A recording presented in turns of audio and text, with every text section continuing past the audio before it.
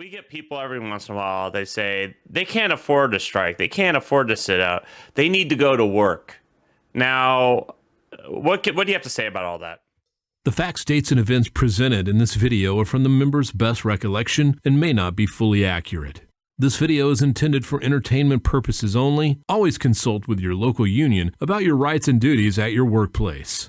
The opinions shared on this video are our own and do not necessarily represent my employer's positions, strategies, or opinions. All views shared are protected under the National Labor Relations Act.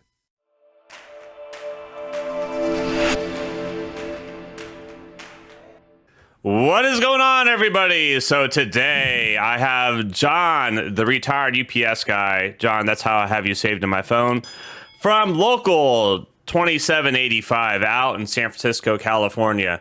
And we're going to be talking about not the history behind the 97 strike, but I got some questions for John because I'm curious as to, what was the membership like before and after the strike? How was management like after the strike? And how were the people treated that crossed the picket line? And was there even work for them to do to begin with? People get scared about going on strike. How was it for you? It was scary at first, honestly, because you don't have a paycheck, or you don't know when the strike's going to be settled. But I had the support from my family, and you're in it with the other coworkers. The customers really helped out. And there's a lot of things you can do when you're on strike. If you're short money, I understand the strike fund which is fantastic. The other thing you can do is if you have a mortgage or any of your utility bills, credit cards, you can call the mortgage company or the credit card company or utility companies, and you can tell them, I'm on strike, and they will defer the payment, put the payment at the end of your term. They're pretty understandable when people are on strike. How was the membership before and after the strike? The membership was extremely united before the strike. Everybody kind of saw it coming. We weren't sure if we're going to go on strike. But in San Francisco, we have a unique building where it's this middle of a block. So we were able to, once we went on strike, picket the whole block around San Francisco there.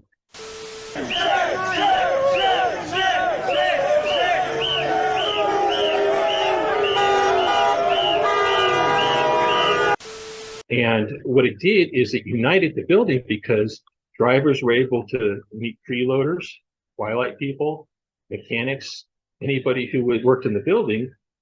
So we picketed the entire block. And then after the strike was over, everybody knew each other. So it was just this one united building after, and it's stayed that way ever since. So what UPS tried to divide, it actually united.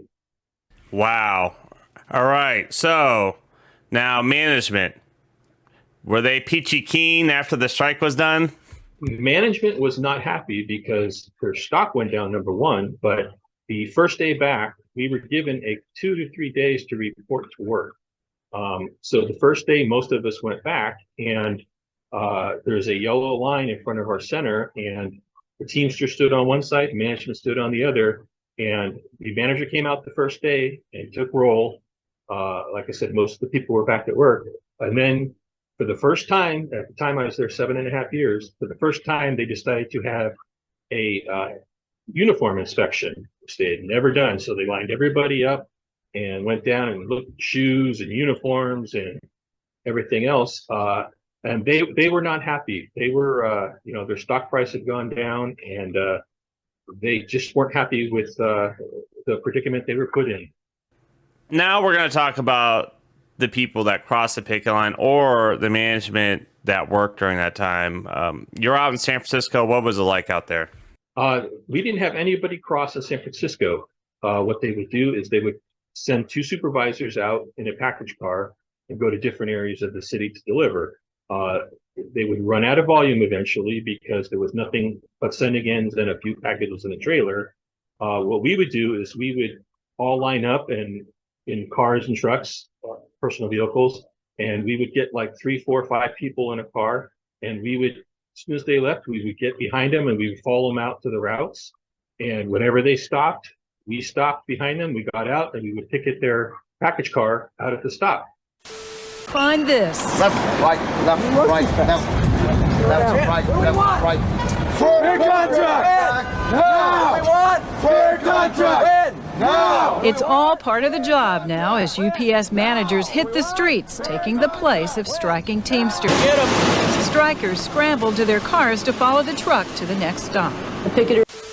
And the customers would come out and they would, wave to us and support us, and they weren't too happy with management delivering their regular UPS guy or girl's packages. And then they would come back in at the end of the day together, and we would follow them all the way back through the city, honking and waving our signs out the windows. And we got a lot of support from the public as we would come back in, even though we were making noise. So we were out on this one mobile picket line downtown San Francisco, and we were circling the UPS truck, and there was two female supervisors, and one of them, it'd been about a week into the strike or so, and I think it's in part of the video, but there was one, she just had enough. She got on the cell phone and she called the police on us and said, there's a mob of people around me and they're, attacking me. And then she got off the phone, and then there were people, the public was, outside there, and they were looking at it, and they're like, they're not doing anything. They're just walking around the truck. They're not even touching you. They're not a mob. There's like 7 of them. And the police showed up, and they talked to her, and then they talked to a couple of the people on the sidewalk, and they talked to us, and they just basically said, see you later. All right. So now, we get people every once in a while, they say they can't afford to strike. They can't afford to sit out. They need to go to work. Now, what do you have to say about all that? Nobody can afford to be on strike, but if you do cross the picket line, there will be work for you the very first day. And you will have a few Sendigans, you will have maybe some stuff that was left over in the building. But what happens is that the pilots honor our strike, the mechanics honor our strike, the feeder drivers obviously honor our strike, and the package car drivers obviously honor strike. We will win! We will win! UPS workers appear confident in their fight. Perhaps it's because their solidarity is backed up with support, especially from these guys, the pilots.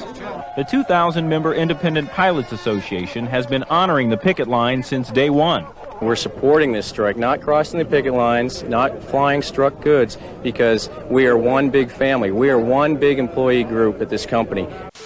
So the volume runs out. So you're not going to go in and you're not going to do your regular 9.5, 10-hour days every single day. What happens is that the volume runs out.